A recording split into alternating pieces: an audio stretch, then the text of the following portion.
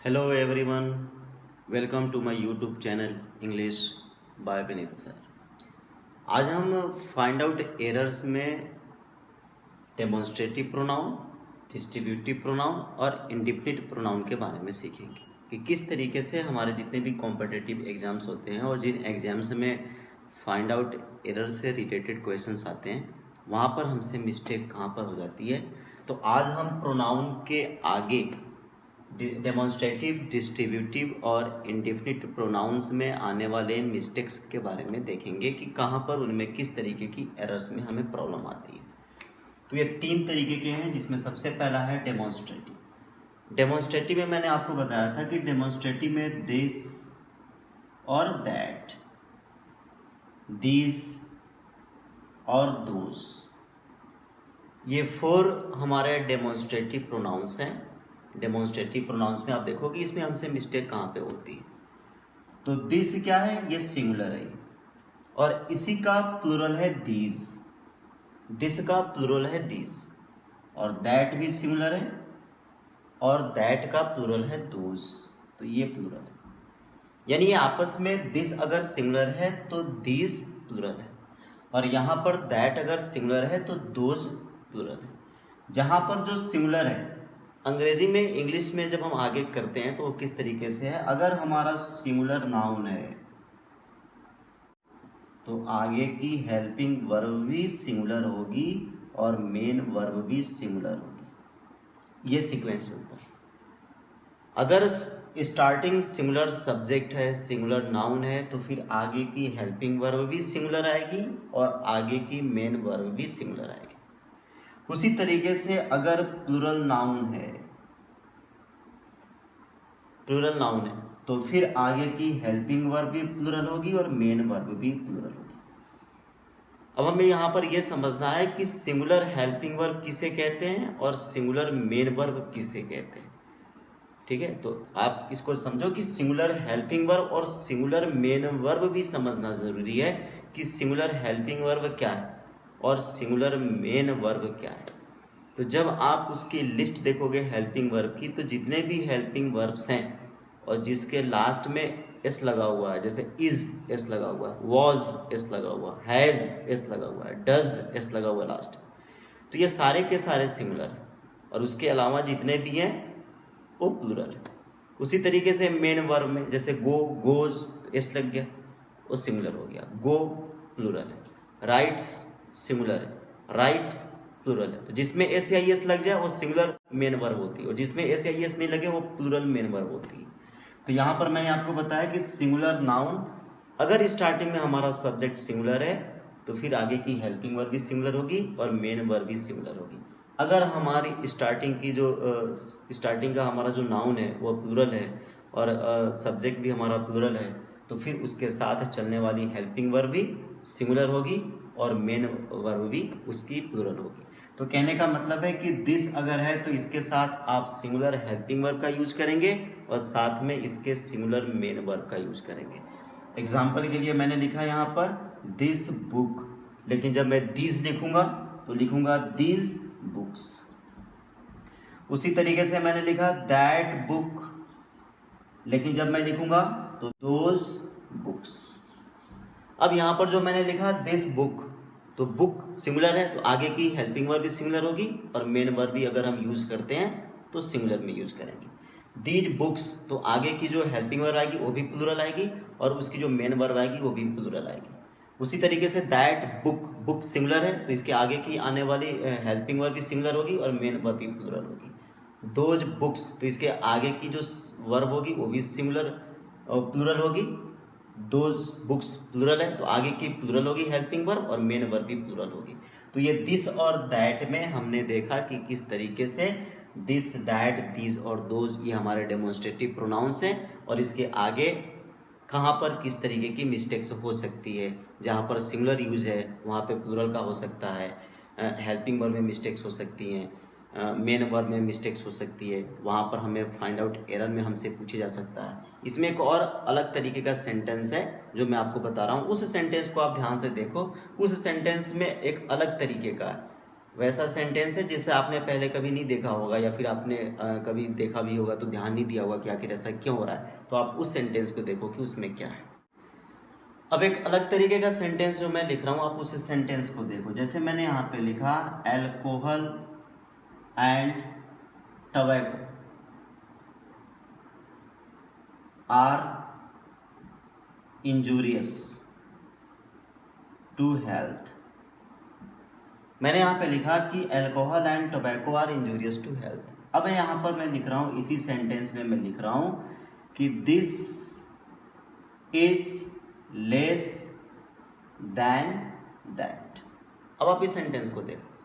यहाँ पर जो मैंने सेंटेंस लिखा है कि alcohol and tobacco are injurious to health, फिर लिखा मैंने this is less than that. इस तरीके के जो सेंटेंसेस होते हैं तो हमें ऐसा लगता है कि यहाँ पे जो दिस का यूज हुआ है वह अल्कोहल के लिए हुआ है, जबकि ऐसा नहीं है। ऐसे सेंटेंसेस में ये ऑपोजिट होते हैं। जो दिस है वो तो बाद वाले के लिए यूज होता है, और जो दैट है वह पहले वाले नाउन के लिए यूज होता है। यानी जो हमारा स्टार्टिंग का अल्कोहल है वो तो लास्ट वाले दैट के लिए, दैट ये अल्कोहल के लिए। यहाँ पे जो दैट डेमोन्स्ट्रेटिव प्रोनाउन है वह फर्स्ट नाउन के लिए आया है, और यहाँ पर जो दिस जो डेमोन्स्ट्रेटिव प्रोनाउन है वह टबैको यानी सेकंड वाले नाउन के लिए आया है। तो इस तरीके के सेंटेंस में भी फाइंड आउट एरर में हमसे मिस्टेक होती है। तो आप इसे ऐसे सेंटेंसेस का ध्यान रखें कि कहाँ पर हमसे किस तरीके की मिस्टेक्स हो सकती हैं। इसमें हमें कभी कभी लगता है कि दिस है तो अल्कोहल के लिए आया, लेकिन वैसा होता नहीं है, वह बाद वाले नाउन के लिए आता है। और जो दैट होता है वह लगता है कि हमारे बाद वाले के लिए है, जबकि उल्टा होता है, वो हमारे पहले वाले नाउन के लिए यूज़ होता है। तो इस ऐसे सेंटेंसेज में हमसे, इस तरीके के जो सेंटेंसेज होते हैं उसमें हमसे मिस्टेक्स होती है। तो आप इसका ध्यान रखें विशेष तौर पर।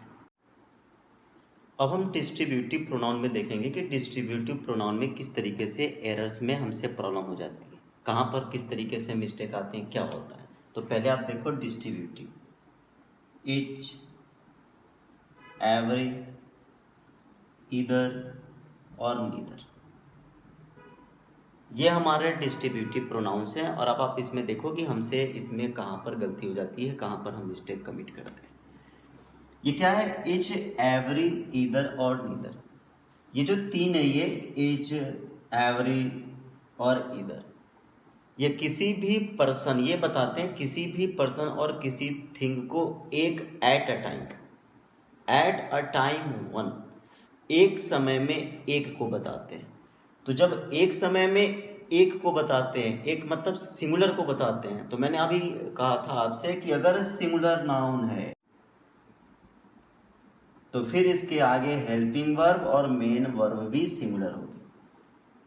मैंने अभी आपसे क्या कहा कि ईच, एवरी, इधर, या फिर आप नीदर को ले लो। नीदर का मतलब होता है, इधर का मतलब होता है दो में से कोई एक, और नीदर का मतलब होता है कोई नहीं। इसका मतलब प्रत्येक, प्रति में से एक, जितने भी हैं उसमें से एक एक। एवरी में का मतलब यही है।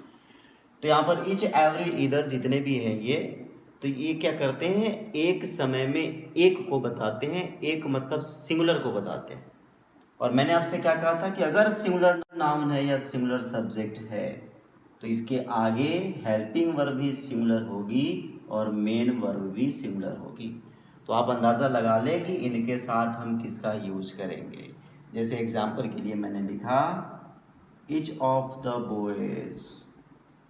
अब हमसे यहाँ पर गलती कहाँ पर होती है, ये बॉयज हमारे लिए प्लूरल वर्ड है, और इसके बाद अगर हमें यहाँ पे मेन वर्ब और हेल्पिंग वर्ब का यूज करना होता है तो हम यहाँ पर मिस्टेक कमिट करते हैं इस बॉयज को देख करके, जबकि हमें देखना तो यहाँ पर है।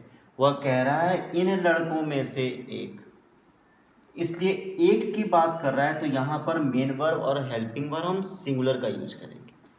उसी तरीके से एवरी भी है, उसी तरीके से इधर भी है, और इसी तरीके से नीदर भी है। जब हम इनका यूज करते हैं तो इनके साथ हमेशा सिंगुलर हेल्पिंग वर्ब और सिंगुलर मेन वर्ब का यूज करते हैं। यहाँ पर फिल इन द ब्लैंक्स से पहले जो नाउन हो, अगर वह प्लूरल हो तो हमें उससे कोई लेना देना नहीं है, हमें स्टार्टिंग में देखना है। ईच ऑफ द बॉयज, इसका मतलब है उन लड़कों में से एक की कह रहा है। अगर सेंटेंस हमारा हो ईदर ऑफ टू रूम्स, तो वह कह रहा है कि दो कमरों में से एक की बात कर रहा है, neither of the two rooms, neither तो कह रहा है कि दोनों में से कोई नहीं, कोई है ही नहीं, मतलब जीरो है, कुछ नहीं है ना। तो उस तरीके से आप देखो यहाँ पर, आप समझो इस चीज को कि ये हमेशा किसी भी पर्सन और प्लेस में से जितने भी होते हैं उनमें से एक को बताते हैं, एक मतलब सिंगुलर को बताते हैं। और जब सिंगुलर सब्जेक्ट हो तो उसके साथ आने वाली हेल्पिंग वर्ब भी सिंगुलर होगी और मेन वर्ब भी उसमें हम सिंगुलर का यूज करते हैं। तो यह हमारा डिस्ट्रीब्यूटिव प्रोनाउन का है। और इसके बाद हम देख रहे हैं कि इंडेफिनिट प्रोनाउन में हमसे कहाँ पर मिस्टेक हो जाती है। तो आप इसमें देखो इंडेफिनिट प्रोनाउन के बारे में। अभी लास्ट हमारा टॉपिक है इंडेफिनिट प्रोनाउन। इंडेफिनिट जैसा कि नाम से ही है कि वह इंडेफिनिट है, मतलब अनसर्टेन है। ये जितने भी आपको दिख रहे हैं, वन है, नन है, many, a few, the few, some, all, और सम के साथ जैसे बॉडी और किसी वन किसी के साथ जोड़ देते हैं, जैसे somebody, someone, everybody, everyone, anybody, anyone, इसके बारे में हम देख रहे हैं। तो ये सारे हमारे इंडेफिनिट प्रोनाउंस हैं। तो आप देखो यहाँ पर क्या है, ये अगर वन ये सिंगुलर है तो इसके साथ हम हेल्पिंग वर्ब और मेन वर्ब भी हम सिंगुलर का यूज करेंगे। जैसे यहाँ पे अगर एग्जांपल आ जाए कि वन ऑफ द बॉयज, तो यहाँ पर ये हुआ कि इन लड़कों में से वह एक की बात कर रहा है, तो उसी के अकॉर्डिंग यहाँ पर हेल्पिंग वर्ब और मेन वर्ब भी आएगी, तो वह सिंगुलर में आएगी। सारी चीजें वैसे ही हैं, आपको ये देखना है इसमें। उसी तरीके से नन, नन का मतलब ही है कोई नहीं। जैसे यहाँ पे लिखा मैंने नन ऑफ द बॉयज, तो कोई है ही नहीं, इसका मतलब क्या है, वो सिंगुलर हेल्पिंग वर्ब और सिंगुलर मेन वर्ब में हम उसका यूज करेंगे। मेनी के बाद हमेशा हम प्लूरल का यूज करते हैं, लेकिन मेनी अ के बाद हम मेनी अ स्टूडेंट सिंगुलर का यूज करते हैं। ठीक है, तो आप यहाँ पर देखो कि मेनी और मेनी अ में क्या डिफरेंस है। फिर है फ्यू, अ फ्यू और द फ्यू के बाद हमेशा हम प्लूरल नाउन का यूज करते हैं, और सम के बाद भी प्लूरल का यूज करते हैं, और ऑल के बाद भी हम प्लूरल का यूज करते हैं। तो जहाँ पे प्लूरल का बारे में, जहाँ पर मैंने प्लूरल के बारे में बताया, तो वहाँ पर आप हेल्पिंग वर्ब और मेन वर्ब भी आप समझो कि प्लूरल ही है। और जहाँ पर मैंने सिंगुलर के बारे में बताया, तो आप उसका ध्यान रखें कि वहाँ पर सिंगुलर हेल्पिंग वर्ब और सिंगुलर मेन वर्ब भी आएगी। तो जो वर्ड सिंगुलर है वहाँ पर सिंगुलर हेल्पिंग वर्ब और मेन वर्ब का यूज करेंगे, और जो वर्ड प्लूरल है वहाँ पे आप प्लूरल हेल्पिंग वर्ब और प्लूरल मेन वर्ब का यूज करेंगे। बस इतना सा आप ध्यान रखेंगे तो आपसे इसमें मिस्टेक्स नहीं होंगी। और सबसे इम्पोर्टेंट अब यह है कि जैसे मैंने बताया कि सम के साथ बॉडी और वन जोड़ने के बाद उसमें जब हम ऐड करते हैं तो क्या होता है, तो अब आप इसको देखें, ये हमारे लिए सबसे इम्पोर्टेंट है। यहाँ पर हमसे ज़्यादा मिस्टेक्स हो सकती है, क्योंकि हम जो इमेजिन करते हो होता नहीं है, जो नहीं करते वहाँ पर वैसा होता है। तो क्या होता है अब आप इसके बारे में देखें। अब यहाँ पर जो मैं आपको बता रहा हूँ उसको देखो आप, ये बहुत ही इंपॉर्टेंट है। यहाँ पर हमसे मिस्टेक्स ज़्यादा हो सकती है। तो किस तरीके की मिस्टेक्स हो सकती है आप देखो, जैसे किसी के साथ भी हमने जोड़ा बॉडी और नन, तो यहाँ पर हमसे मिस्टेक कहाँ पे हो जाती है। जैसे मैं बोल रहा हूँ आप उसको ध्यान दो, somebody, someone, anybody, anyone, everyone, everybody, तो ये जितने भी जुड़ जाते हैं तो ये सिंगुलर में होते हैं। और मैंने आपसे कहा था कि जब सिंगुलर का यूज करते हैं, सिंगुलर नाउन आ गया, तो इसके बाद हम हेल्पिंग वर्ब या मेन वर्ब जो हम यूज करेंगे वो भी हम नाउन हेल्पिंग वर्ब जो मेन वर्ब यूज करेंगे वो भी सिंगुलर में ही होगा। जैसे लेकिन अगर उनके साथ बीच में हम कोई प्रोनाउन यूज करते हैं, एग्जाम्पल है एवरीबॉडी या एवरीवन, नोज, डियर, लिमिट। अब यहाँ देखो, जो मैंने ये वर्ड यूज करा, ये सेंटेंस करा कि एवरीवन नोज, अब यहाँ पर डियर का यूज करा, यानी जो भी आता है यहाँ पर somebody, someone, everybody, everyone, no one, nobody, ये जितने भी एनीबॉडी, एनीवन, ये जितने भी आते हैं उनके साथ हम या तो दे का यूज करते हैं या दियर का यूज करते हैं।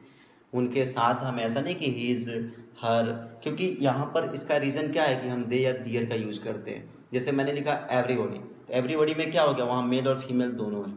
समबडी में भी हमें क्लियर नहीं है, नोबडी में भी क्लियर नहीं है, तो इसलिए हम यहाँ पर जो यूज करते हैं तो इनके साथ हम दे और दियर का भी यूज करते हैं। उसका रीजन ये होता है कि हमें पता ही नहीं होता कि मेल फीमेल में क्या है, उनके नंबर्स कितने हैं, इसलिए हम यहाँ पर दे और दियर का यूज करते हैं। ठीक है, जैसे उसी तरीके से एक और सेंटेंस है यहाँ पर, ईच हैज, दियर, शेयर। अब देखो यहाँ पे ईच के साथ हमने यहाँ पर यूज करा जो दियर का यूज करा, तो ये जो चीज़ें हमसे यहाँ पर मिस्टेक हो जाती है, तो आप इसका विशेष ध्यान रखें कि जो मैंने आपको बताया, तो उसके साथ हमें दे और दियर का यूज करना है। तो आज हमने जो भी लिया टॉपिक डेमोन्स्ट्रेटिव, डिस्ट्रीब्यूटर और इंडिफिनिट प्रोनाउंस में हमसे कहाँ पर मिस्टेक हो सकती है वहाँ देखा हमने। और ये एसएससी, बैंक और जितने भी कॉम्पिटिटिव एग्जाम्स होते हैं उसमें फाइंड आउट एरर में ये मोस्ट इंपॉर्टेंट है। तो आज का हमारा ये बहुत ही इंपॉर्टेंट टॉपिक था। And keep watching, keep commenting, sharing, liking and subscribing. Thanks for watching me. This is Vinit Srivastava.